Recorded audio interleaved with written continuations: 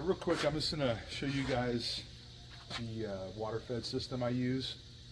This is my water fed pole with the nylon brush attached to it for doing the window cleaning. And coming out of the van there is my filtered water. And I just want to show you guys how I check it. I usually check it before I start a job. It's real simple. Just fill the cap up right here, make sure how pure the water is. I want to make sure that my TDS reading is really low. TDS is total dissolved solids, and so things like lime and calcium and other deposits that may be in the water, I want to try to get them down to as close to 0 parts per million as possible.